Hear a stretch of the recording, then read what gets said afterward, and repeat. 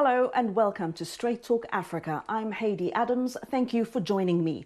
This week, Sisterhood! Sisterhood! Hear my voice! we'll look at the power of the global Me Too movement. What effect has it had on African societies? To be a woman is not a crime. Across the continent, survivors of sexual harassment and abuse are taking to the streets and social media in movements that have predated and outlasted the peak of the global Me Too movement. But has anything changed in the way sexual violence is addressed and prosecuted in African countries? We'll also bring you a new report by Human Rights Watch about domestic violence during the COVID-19 pandemic and how lockdowns have put women and children at greater risk. We'll examine all that and more. Straight Talk Africa starts now.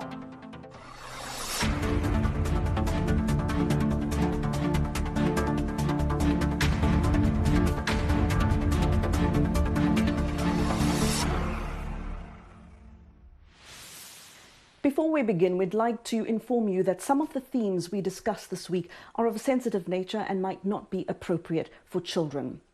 Agnes Tirop was a celebrated Olympic long-distance runner in her home country of Kenya. So imagine that nation's shock and grief when the 25-year-old athlete was found stabbed to death in her home on October 13th. Days later, police arrested Tirop's husband, Emmanuel Rotich, in connection with the crime. Police say he was trying to flee the country. Tirop's death comes shortly after Human Rights Watch released a report documenting a rise in domestic violence during the COVID-19 lockdowns in Kenya. In the report titled, "I Had Nowhere to Go," women recounted their experiences on video. The report also evaluates the government's response and services to prevent gender-based violence and offer survivors help during the pandemic. Here is a video excerpt from that report. He used to take advantage during the lockdown because he knew I couldn't go anywhere. He beat me up so badly, something that he was used to doing. That day, I thought he was going to severely hurt me because he kept saying he will kill me one day. Gender-based violence has become a national disaster in this nation, and therefore it needs to be dealt with as a national disaster. When COVID came, it came with that component of social distance. If you are in a situation where the husband is the one who is working, now he uses the power, which is having the money, to now manipulate or abuse this other person. So home became danger in the sense that you are forced in one way or the other to be with the perpetrator with limited options.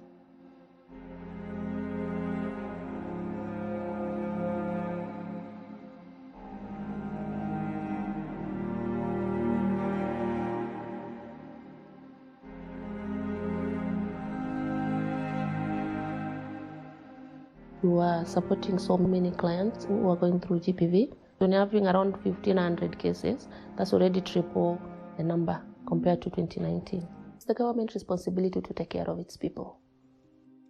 Violence as a way of affecting somebody's mental well-being to a point of sometimes even making smaller decisions becomes very difficult. So by the time a woman is deciding to come out of an abusive relationship, there's need to be a lot of support. I made a decision to leave. I went to the hospital and then went directly to the police station.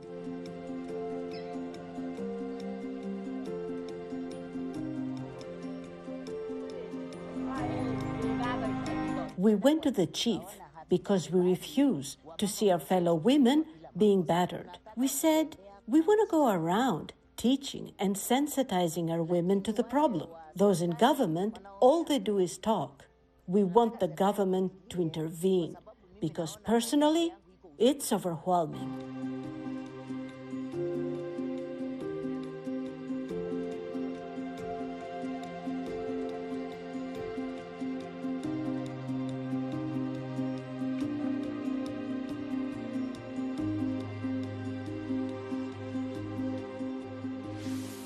That video accompanied Human Rights Watch's report titled, "I Had Nowhere to Go." I spoke to the producer of this video, Audrey Kawire Wabwire from Human Rights Watch in Kenya, about the details and the main themes of the report. Audrey, welcome to Straight Talk Africa. Please tell us, what does this report by Human Rights Watch aim to show us? Thanks so much for having me. The report is based on interviews with 30 people, activists, survivors, people in the media, others working in NGOs. And they spoke about their experiences and their work during the lockdowns last year. There was media reports about gender-based violence, about high numbers of teen pregnancies in Kenya last year, and Human Rights Watch looked into research, particularly on gender-based violence. And the findings were that among the survivors, many of the survivors did not have somewhere to go, as the report title states. There was nowhere for them to go to get medical assistance and just other social support that they needed at this very difficult time. So we talked to people who were sexually assaulted or beaten in their homes by relatives, family members, neighbors, other close people, and even strangers in the community. And when this happened to them during, let's say, normal times before the pandemic, it was possible to go to a friend's home or a relative's home or escape to somewhere in the community. But now, because there was a lockdown and the government did not want people to, move around so much to prevent the spread of the virus, survivors were locked in the home, and they had to stay sometimes with their abusers, which is a really difficult environment, of course. And many survivors we spoke to did not feel free to report to the police just because of, feeling like there was so much corruption and interference with the investigation, particularly in small communities. And so they did not want to go to the police. The police are not always sensitive to survivors of gender-based violence. And so this is just one barrier they faced in getting justice. They could not really go to health centers and hospitals because, remember, during the lockdowns, especially when the pandemic had just started, the capacities for most health centers and hospitals was really limited because they were dealing with the pandemic. And so having to face all this violence and not really having somewhere to go for counseling or to get first aid medical care, this was a really tough spot that survivors of gender-based violence were put in last year, and even as the pandemic continues. And Audrey, just to give viewers an idea of how bad it can get in a short space of time, I was reading in this report that according to Kenya's National Crime Research Center, the number of gender-based violence cases increased by 87% in 3 months. And that was just during April to June of last year. Of course, it all happened while the COVID restrictions and lockdowns were in place in the country. And so, Audrey, just confirm for us, these are just the cases that we know of, right, that have been reported and where women have come forward and their stories have been documented in some way or form. These numbers, these high numbers that we are reading about, are the cases that actually go to the police and are documented in some way. But most of the people we spoke to did not feel comfortable going to the police. There's so many beliefs and experiences that deter them from going to report. And one NGO that has a gender-based violence hotline said they saw a 300% increase in reports just between 2019 and 2020 during the pandemic. And these are people who can access a phone, who know that this hotline exists. So you can imagine how many more there are who just do not have access to these facilities and also don't feel safe going to report. So it is a widespread problem. And so, Audrey, given the work that you and your team do at Human Rights Watch, why do you think this is not as high a priority for governments in general? Why does there appear to be this lack of urgency when in many countries, especially on the continent, women make up 50%, even more than half of a particular country's population? That's failing half your country. Well, I think there's a lack of political will to listen to what women are saying, because women are speaking up. And even when they're not speaking up, we read so many reports last year of people who could hear what was happening to their neighbors or who could see what was happening. But our leadership is just not ready or willing to address this problem fully. You know, it's one thing for the president to go to an international conference and say, you know, gender is a very important thing to Kenya and, you know, we're taking all these steps. But in a small county in Western Kenya, in Narok, where I spent some time early this year, the community activists are just working alone.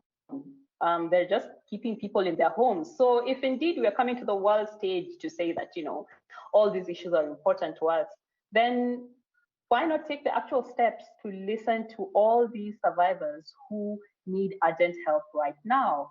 So I think mainly it's a problem of political will, because there are laws that have been passed, there are policies that have been passed, there are trainings that are happening for police. Then I think it just takes that extra step for the leaders to now say that, you know, we have all these great initiatives, how are we rolling them out? During the last election cycles, when there was violence in Kenya, there were also cases of gender-based violence, which Human Rights Watch documented. And each time the government has sometimes acknowledged that the problem exists, but taking the extra step to actually support survivors, to actually help them get maybe healthcare or other social support that they need, the government has failed on this. While Kenya has passed laws and policies regarding gender-based violence, this pandemic really tested these mechanisms and showed that, you know, there's actually no support. There's nowhere for women to go or girls to go when they face this kind of abuse. They require shelters, and there were no shelters for people to go. And they resorted to going to activists' homes, and the activists were basically taking care of them at their home with their money, their food. This is something the government should have been doing. The government should have made sure by now that after all these trainings that the police have done, they're able to receive survivors of violence and take care of them and make sure that they're not even going back to abusive environments, or to show that they're actually arresting and taking all these cases right to the end. But this did not happen, and this is a big failure of the government right now. Now, Audrey, for someone who is looking to get out of an abusive situation, but who perhaps doesn't know where to go, what to do next, or even really what their rights are and how to exercise those, from the work that you do, what kind of advice or guidance would you give them? There are community activists who are working every day, day and night, to just help women understand what their rights are and where they can go, and that they have the option to report. Now, reporting is very difficult, and even getting out of an abusive environment is very difficult. But just to have the knowledge that whatever's happening to them is wrong is quite important. But I do feel that this question, that, you know, what can women do? I feel like women are doing a lot more than they were in the past, and there's much more access to information.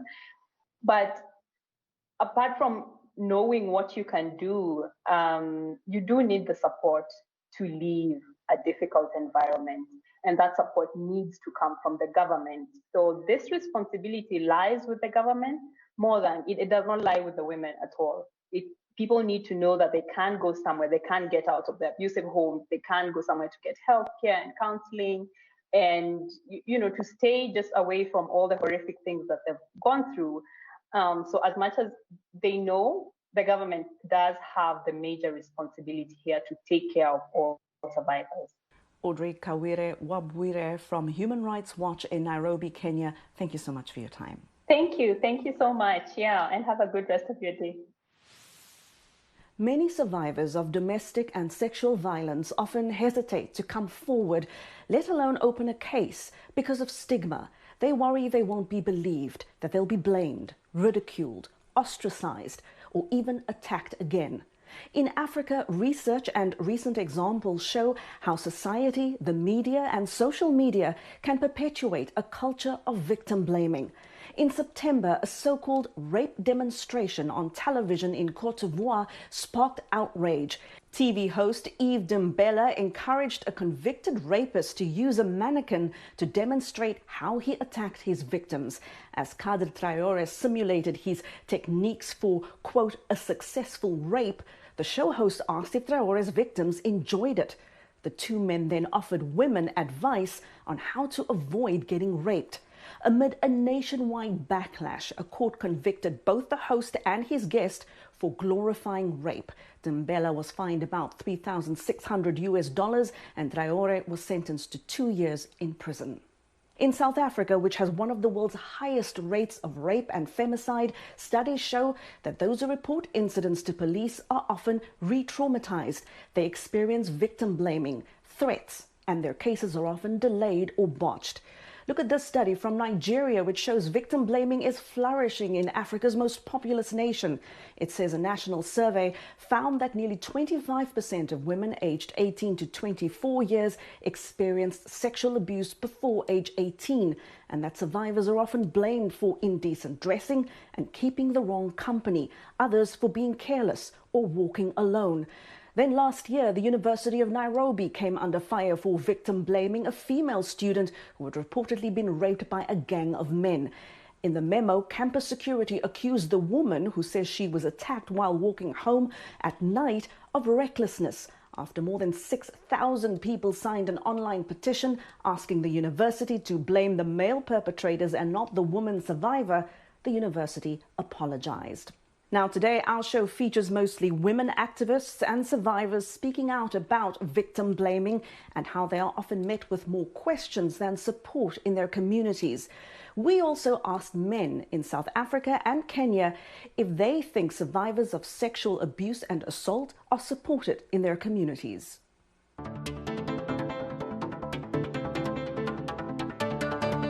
So I think that in the last couple of years, we've made big strides, and I think there's a lot more support for women who come forward with sexual assault allegations or stories. I think the Me Too movement has had a big impact that's been on a global stage, but it's filtered down into South Africa. I think in South Africa, though, we have terrible stats when it comes to rape and sexual assault. So I think that as South Africans, we have a lot more to do, and we need to get the mechanisms in place to support women.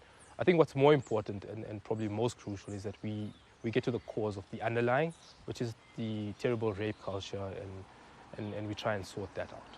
Society does not support women when they speak about sexual assault, because then most of the time the people who are supposed to support those who speak out, they have their own problems and would rather deal with their own problems, and then most of the women can't seek help from the justice system because the justice system is always too slow to respond, and then they just end up giving up.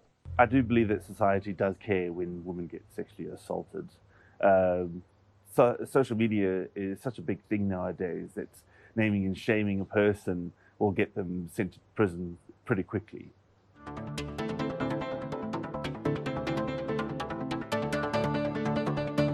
Sex is something that is supposed to be done in secrecy. There are a section of women who are also not very nice. They harass men, and in that case, whenever there are issues of women claiming to have been assaulted by men, it becomes an issue that nobody would get a clear picture about it. Society has actually left the women aside a little bit. This is because there are some cultural animosities, rather beliefs, that actually viewed sexual matters, rather statements, as very secretive things that actually should not be shared. The society views a situation where a woman is complaining of sexual harassment, that she's the one on the wrong, that she's the one who is most of the time mischievous or doing the wrong thing. Yeah. So usually the society will look down upon the woman who is complaining about sexual harassment. And yes, because there are certain groups, rights groups that are trying to champion the rights of the woman in terms of voicing issues around sexual harassment. So we have sections of society that are supporting the woman in championing their sexual harassment issues, but on the other side we have the larger society that is largely patriarchal and does not support the woman when they raise the issues of sexual harassment. And we're going to take a short break here on Straight Talk Africa. When we come back, we'll look at the power of the global Me Too movement and its many versions in African countries. We'll look at what's needed to eradicate victim blaming and bring perpetrators of sexual violence and harassment to justice. We'll be back in a moment. Health, wellness, sport, beauty, medical breakthroughs. Healthy Living cares about your well-being. What are the main health concerns in Africa and around the world? Find out the latest on coronavirus. Connect with our experts and ask them questions. How long does the virus stay? Join me, Linor Mudu, in Washington, every week on Healthy Living, right here on VOA. You're watching Straight Talk Africa on VOA. Welcome back. American activist Tarana Burke first coined the phrase Me Too in 2006 to help Black women share their stories of sexual trauma. Back then, Burke had doubts whether Me Too would catch on, but it did. Let's take a closer look at the movement and how it has helped survivors of sexual harassment and abuse hold some of America's most powerful men to account. In 2017, the Me Too hashtag turned into a global phenomenon, a rallying cry against sexual abuse and assault for women across the Americas, Africa, the Middle East, Asia, and Europe. It also brought global attention to other versions of the worldwide social movement as protesters called for perpetrators to be brought to justice. The potency of the movement was perhaps best seen with high-profile trials in Hollywood, as dozens of survivors stepped forward to reveal years of sexual abuse by some of the industry's most powerful men. Movie mogul Harvey Weinstein was convicted for rape and sexual assault. He is now serving a 23-year prison sentence. In 2018, comedian and actor Bill Cosby was convicted of aggravated assault and sentenced to 3 to 10 years in prison. However, he was freed in June after his conviction was vacated by the Supreme Court of Pennsylvania for violations of Cosby's Fifth Amendment and 14th Amendment due process rights. As Cosby walked out of prison, another entertainment icon faced multiple allegations of sexual abuse spanning decades. Robert said, "Don't believe everything you hear." R. Kelly has been charged with multiple counts of sexual assault. In an explosive documentary, sexual assault survivors recounted how R&B superstar R. Kelly preyed on teenaged girls. Black women had been talking about this story since 1991. America has not held abusers accountable. This is us, America. This is us letting this happen. I know the names of 48 women whose lives Kelly has ruined. 48 women can't be lying. Yo, telling me with this! In September, Kelly was convicted of sex trafficking and racketeering. He's awaiting sentencing and faces separate charges of sex abuse and child pornography. Tarana Burke says Kelly's conviction was a long time coming and offers survivors hope. I think that there is some relief that they're raising their voices mattered, right? Because I think for a lot of people who have come forward, both in this case and outside of this case, only to have it fall on deaf ears or not be believed or not see a conviction, right? Which is why we try to encourage people not to put their eggs in the basket of a conviction, like not to seek healing from the outcome of a court case, because you just can't control it. Burke has penned a highly personal memoir of her childhood in New York City, her journey into activism, and the beginnings of Me Too. The book contains a heart-wrenching account of how a man raped her at the age of 7 and how that profoundly shaped her future. Shame it's all-consuming, right? It can get into all the nooks and crannies and cracks and crevices of your life. And if there's not something that's put in place to expose it, right, for what it is, which is a lie. And I didn't have that. And a lot of people, young, old, black, white, a lot of people just don't have that. There's not enough messages that say this is not your shame to carry. Before the Me Too era and social media, American lawyer Anita Hill blazed a momentous trail for women. In 1991, she publicly accused Supreme Court nominee Clarence Thomas of sexual harassment in televised testimony before an all-male Senate Judiciary Committee. Hill says she saw history repeat itself in 2018 when academic Christine Blasey Ford accused Supreme Court nominee Brett Kavanaugh of sexual assault. But just like Thomas decades before him, Kavanaugh secured a lifelong appointment to America's highest court. I wish that I had known that the work would take a long time and that I should be patient. I should be diligent, but patient. That's what I wish I had known. I actually thought that it could be done, relatively quickly, because if we had the right processes in place, as a lawyer, we think that's all there is to it. But what I wasn't understanding was that our culture of denial of the harm that gender violence is causing has been built into those systems. Hill released a book recently titled Believing, Our 30-Year Journey to End Gender Violence. She says the COVID-19 lockdowns presented an opportunity to recount her experiences and those of other survivors of sexual abuse. There was this urgency to have a reckoning, actually, some sense of accountability for where we are with gender violence. I think that was confirmed when, in the very early days of the pandemic, intimate partner violence just surged. And so that was the confirmation, really, that this was time for the book. And people were ready to deal with hard questions. Well, to discuss the impact of the global Me Too movement, I spoke to Naasu Fofanah, an author, entrepreneur, and women's rights activist in Sierra Leone, and Rosebell Kagumire, a Ugandan activist and the editor of the platform African Feminism.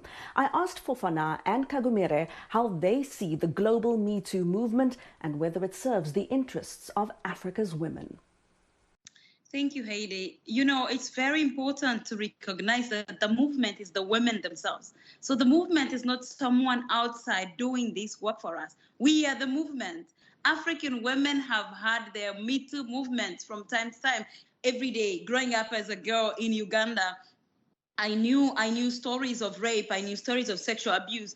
I experienced sexual harassment from the community to workplaces. These are our realities. But I think that the Me Too movement, as seen maybe from the mainstream global stage, which we would be talking about, is how then in the recent years, we have seen powerful voices captured in the media. And for the first time, the media actually paying a bit of attention, seeing a bit of a shift. And this is from decades and decades of work from women like Anita Hill, from women from very many conflicts across Africa that have been moving countries and governments and saying our lives matter. And that's how we have certain protocols on this continent that talk about sexual abuse, sexual violence. And so this is not in a vacuum. We are not coming to jump on some Western something happening. This is very well located within our lives, and we have experienced this. We have been at the heart of this movement, both from our grandmother's time to our mother's time to our lives right now. And of course, to your point, Rosebell, there has been this generational awareness in African countries. It might not have been Me Too. I mean, when I was younger, and I'm not going to give away my age here, but it was some other movement by another name. Naasu, in recent years, we've seen End Rape Culture, that campaign in South Africa, the My Dress, My Choice in Kenya, and if I'm pronouncing this correctly, Nopiwuma, or the I Will Not Shut Up campaign in Senegal, and other movements that did not necessarily flow from Me Too, but that originated in Africa, right? I believe the difference that we're seeing here is because of access to media, access to the platforms. So, like my sister Joy said, we've been doing this all our lives, whether it's our grandmothers, but you also have to look at our history, where a lot of African countries, or in my region, have gone through civil war. And it is noted, it is there that sexual violence, in conflict is a very, very big issue. So this issue has been around us. It's not that women have not been talking. So if you look at the situation of Sierra Leone during the Civil War, we had women who went to traditional leaders, in safe spaces for women and discussed their ordeals. They would not sit in the media today like you and I are doing to speak about their experiences. So it has been organic, it has been there. But of course, the culture of silence, the way it's been viewed in society, the stigma makes it difficult for women, regardless of their socio-political status, to actually speak. So what has that done? It has normalized the experiences. It has made it feel like it's okay for your body to be violated, whether it's during war or it's during peacetime or it's in your bedroom. So it is very, very difficult for people to speak because we don't have not only the kind of media access, but also the support system, okay? It is okay if you're wealthy in a Western country to come out and speak. You have agency to a certain level. It's the reverse in my society. When I spoke up about my experience of being a rape victim at 15, in 2019. I spoke first in 2016, but then, I did not call my perpetrator's name. When I did that in 2019, my country erupted. Why? I was not supposed to be a woman who should speak about being violated. I was a former special advisor to the president. I am influential in my society. Young women look up to me. So that access, that platform, definitely made a lot of people uncomfortable. Yes, I had massive support online, obviously, because it was on social media, but I also had a backlash from a few people who trumpeted that. I was enjoying the sex. I was lying. I wanted fame. I wanted people to know me, But I spoke. So in my culture, in Sierra Leone, even as we speak, even though now people are, young women, people are speaking about this issue, but there's still a lot to do. What we don't have is the support system, okay? Whether it's counseling, whether it's money to hire lawyers, whether it's forensic and machines, all of these things that women in the West have, that maybe they take for granted. They can just walk into a hospital, they can have all of these services. We don't have that. So how we prove our cases is a lot more difficult, apart from culture, but just the access to certain amenities, certain services, makes it difficult for women in my society to talk about their experiences. And as Naasu is referring there to this economic or class divide when it comes to access to justice and the media, Rosebell, do you see it playing out that way on the African continent in the work that you do? And also in terms of who is believed, who gets justice and who gets access to justice? Definitely. We need to recognize that sexual abuse and sexual violence does not happen in a vacuum. It happens in certain contexts, and economic context also can help you maybe prevent escape certain violence in a certain way, but it is not the only factor. It doesn't mean that if you're from a wealthy family, you will not be a victim of sexual abuse, because sexual abuse is actually happening right in our homes, fathers raping their children. So even economically, sometimes it cannot protect you. Even if you found a country where women are a bit in a certain middle class, it has not alleviated sexual abuse, because we have marital rape, we have your cousins raping you. It is a social cultural issue, very, very, very ingrained in patriarchal societies. Like we heard from Naasu, the reality is that the silencing is invested in the fact that if we spoke, then you can see the face of the perpetrator. The face of a perpetrator for a long time has been hidden. We could hear a woman speak about her experience, but we did not know who did it. You know, the society is very invested from your family, silence you to never say that name. So as long as perpetrators are protected, it doesn't matter how much victims speak out or survivors speak out. If you continue to invest heavily in protecting men, and I'm saying men because we know that sexual abuse, even where victims are men, the perpetrators, over 90% are men.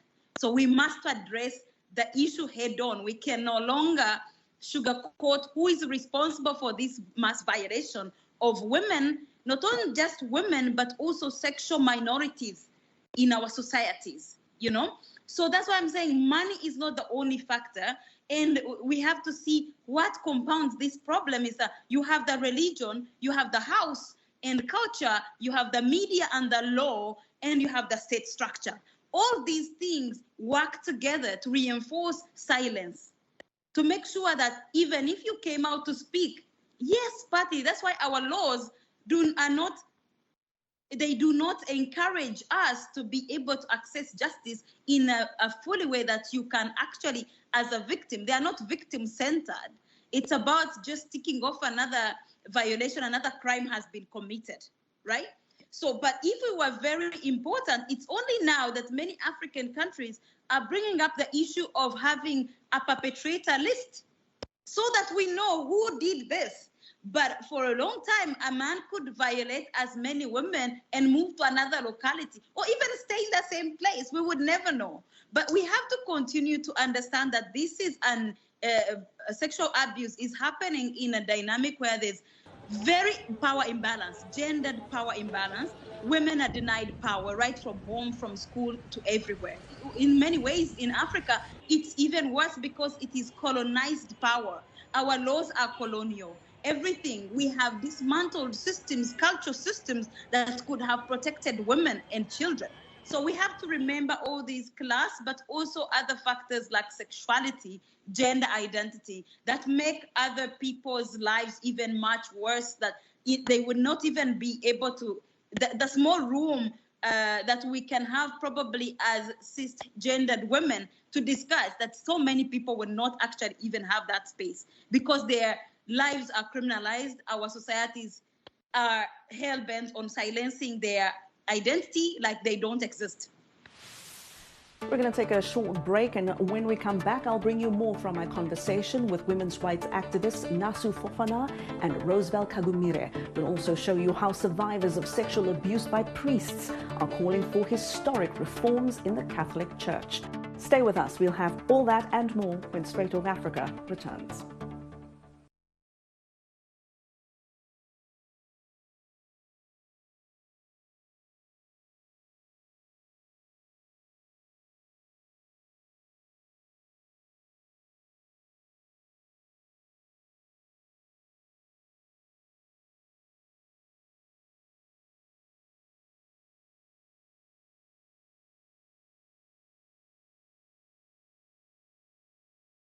Go.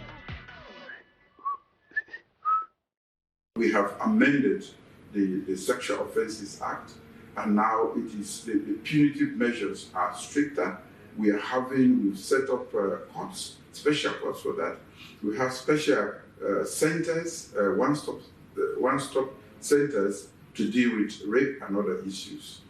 And that was the president of Sierra Leone, Julius Maada Bio, speaking to my colleague Peter Clotty in Washington about his government's efforts to toughen penalties for sex crimes and protect women and girls, and the ways sexual violence is addressed and prosecuted in African countries is part of my conversation with rights activist Naasu Fofanah, who is from Sierra Leone, and Uganda's Rosebell Kagumire.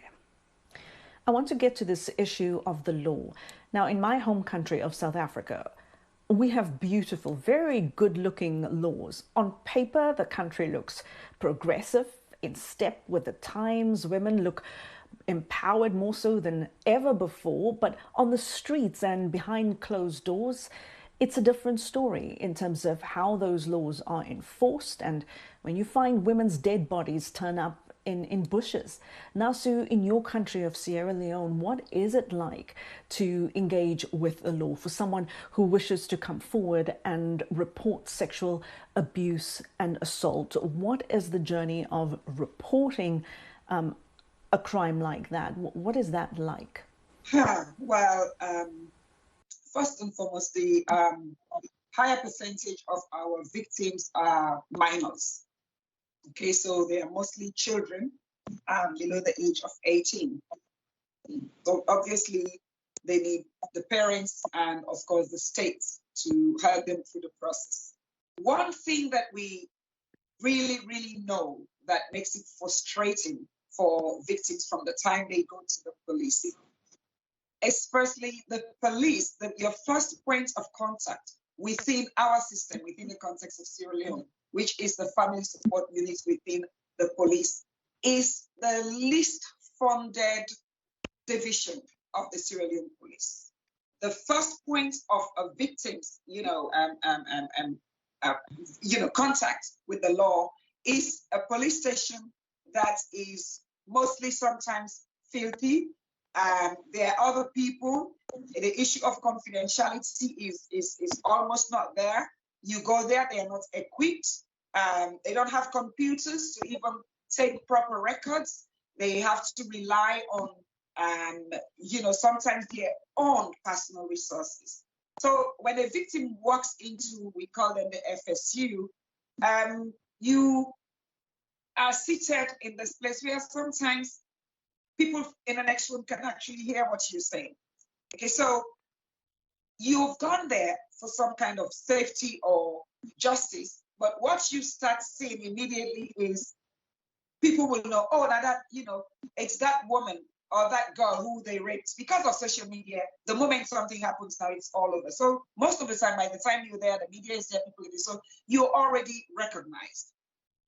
After that, after your reports, they're giving you a medical paper to go to the Rainbow Initiative, which is a referral organization which I work with. I'm one of the family members. I'm actually going to step out after 9 years. So they give a medical certificate that comes back to the police, and the police will then use that to do further investigation and then send the case to the law officers department in the Ministry of Justice to get advice whether to charge or not to charge. Now, that is when things are going smooth. Most families or most victims don't have the money sometimes to go back and forth during this process. And when it gets to court,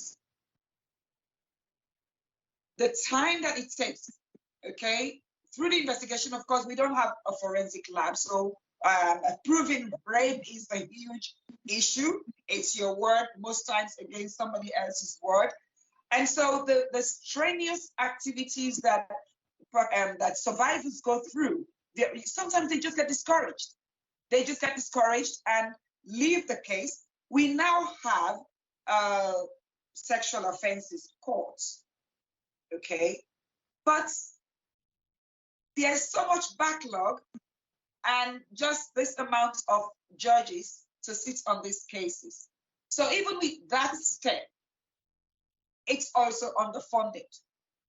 So for victims and survivors, the road, we have all these structures being set, but we don't have the investment We don't even have data to inform certain decisions. We don't have experts. We don't have psychologists here that can go into court to actually even look at the psychological impact. So victims will face perpetrators in open court.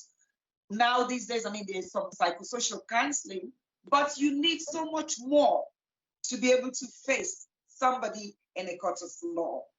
Investigating sexual violence from the beginning really works against victims and survivors. So most people, unfortunately, walk out and just stay back and see what happens and say, we left with case E God. We leave it in the hands of God Almighty. I want to touch on this issue of shame around sexual violence and who has to carry the weight of it and the responsibility of proving what happened, and women not being believed in society and in their families and in their communities and in their countries. We see this all the time. Rosebell, you've spoken about this in the media, that the shame and the stigma still falls on the survivor and not on the perpetrator. Definitely, this is a very big challenge. And for me, it comes back to power.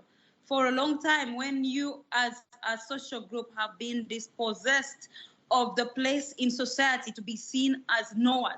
Imagine in a society, in any day when you walk in any country, who surrounds you? It's men. So every day on TV, we tell our society that believe men, they're the ones who know. If a man does not back up your story, it doesn't have even to be about sexual abuse. They're not going to believe you. You have to prove yourself every day that you know something. So then imagine from that disbelief that a woman knows and she's telling the truth, the idea that a woman is a liar, and all these stereotypes that have been put on women to prevent them to step into the public discourse. It's about control. It's about who controls the public discourse, who has the power to be seen as knowledgeable, intelligent, and believable. It extends to that. So when that meets the control of public discourse, it meets this idea of you need to control women's bodies. You know, it is rooted in that. Give men have enough room and entitlements to do whatever they want. But if a woman defends themselves even a little bit, even you speaking back, you're not supposed to speak back. It's about control of voice or who occupies which space in society. So for me, we cannot just be about only sexual abuse, because this is actually a symptom of greater power imbalance and control and abuse and subjugation of women and minorities in our countries. We live in a very hierarchical society that, ageist society. If you're a young person, you cannot even claim to know anything. So as a young person, when something happens to you, you have nobody to trust. Because the first thing they're going to blame you, the first question is, where were you going? I told you. So we have adapted as a society of this power imbalance and abuse in a very mode of protection, but it's not working, because we think if we tell a girl, don't sit properly, don't dress this way, don't walk at night, we think that's protection. It is not. We have not told men how to behave and how to be accountable and to be held accountable to the things they do to women. Until we do that, no matter how much we tell women to behave or sit or dress, occupy which space and go separate them, I don't know, we are not going to achieve anything. So that's, for me, that's where it is. We have to see this as great as how gender power was really toppled in our communities because of colonization. And creating a hierarchy where you have a man at the top and the rest of the people should be quiet. And that has not always been like that. We had communal approaches and communal courts everywhere on this continent, where people could be heard, people from different places. But we are still using the colonial approaches to our living, and it's not working. And it's not working because the colonial state we have inherited is a violent state. Even where you're going, you're trying to get justice is already violent. I have a friend who was assaulted, and she went to report, and the same police officer who was supposed to be taking her statement was like, was already sexually harassing her. You know, the sexual harassment that happens to victims of sexual abuse, it's insane, you know? It happens. Once you speak out, it's not just a story of one man assaulting you. It's many men looking to assault you. That's how sick we are as societies, you know? And this is happening in person. And with the internet, it's even worse. You know, it's even worse. We are seeing all sorts of forms of silencing of women, using women's pictures, you know, non-consensual sharing of women's pictures, you know, using nudity as a tool to silence. It is an extension of all forms of sexual abuse. So we need to be looking at that layer of how much voice do women have in society? How much space do they occupy?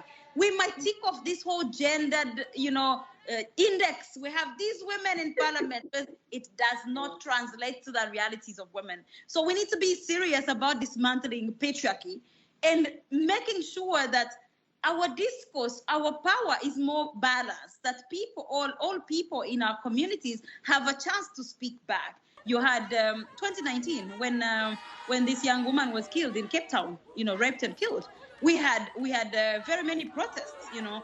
Namibia, you know, last year during COVID, young Namibians were on the streets, shut it all down.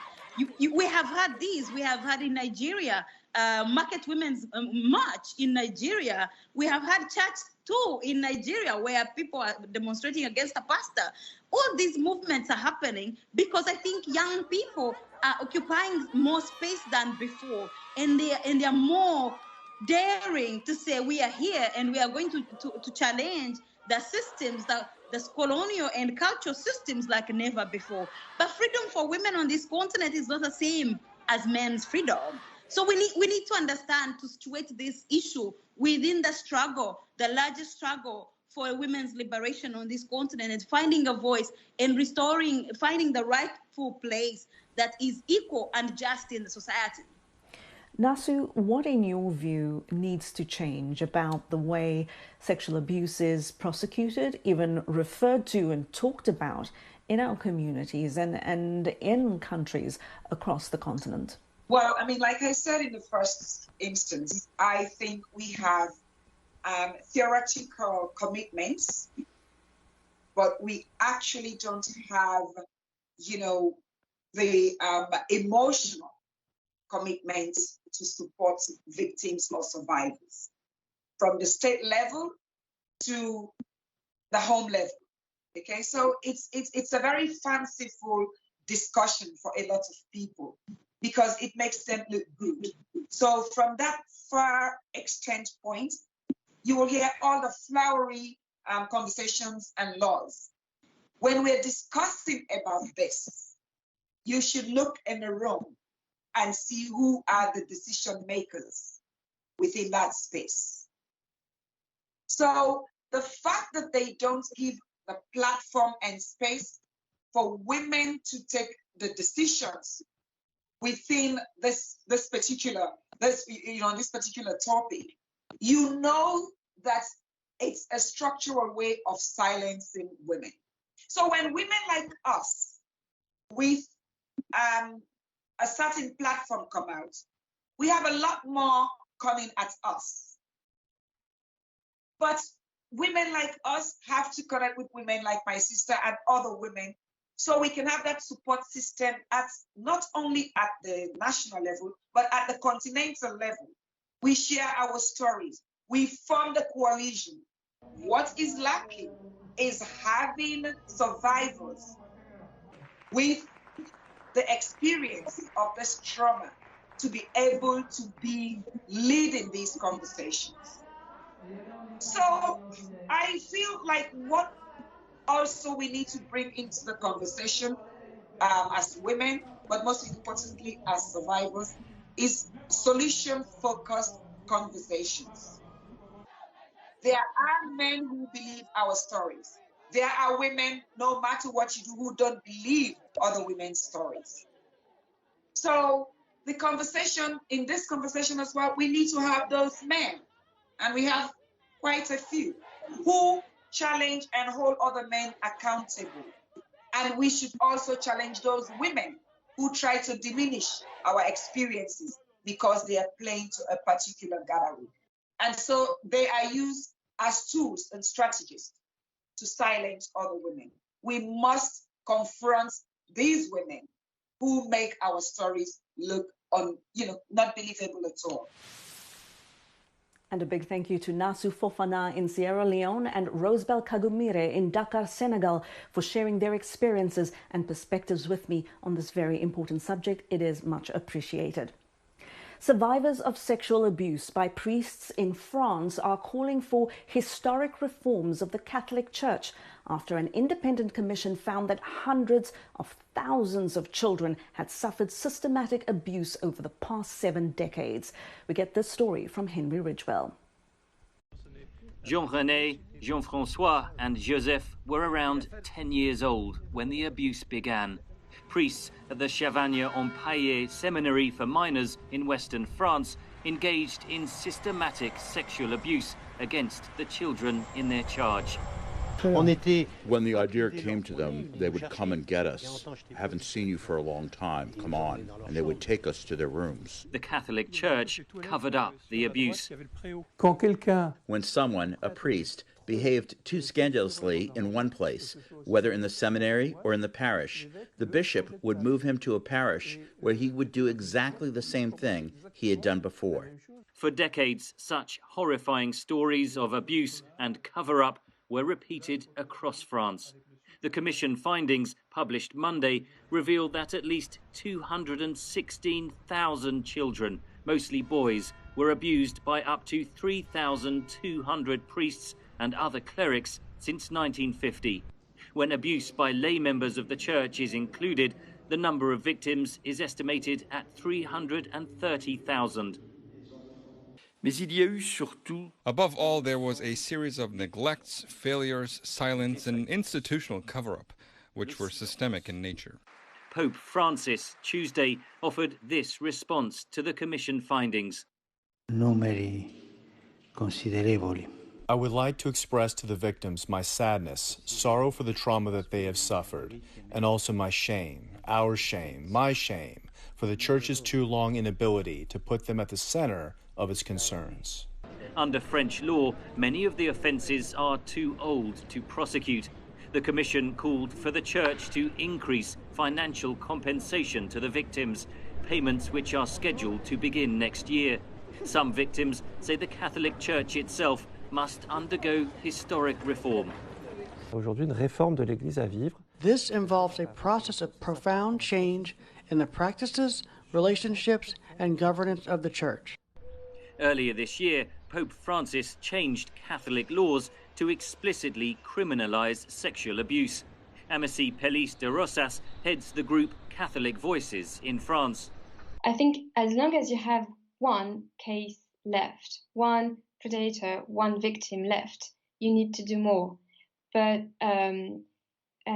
Pope Francis, be that as it may, I think has really begun a culture of change. The French Commission follows similar investigations in several other countries, including the United States and Australia. Pope Francis has described sexual abuse within the Catholic Church as a worldwide catastrophe. Henry Ridgewell for VOA News, London. And that is where we will leave it for this week. Thank you to all my guests and thank you to all my VOA colleagues who contributed to this week's edition of Straight Talk Africa. And thank you for always watching and always listening. I'll see you next time. Goodbye.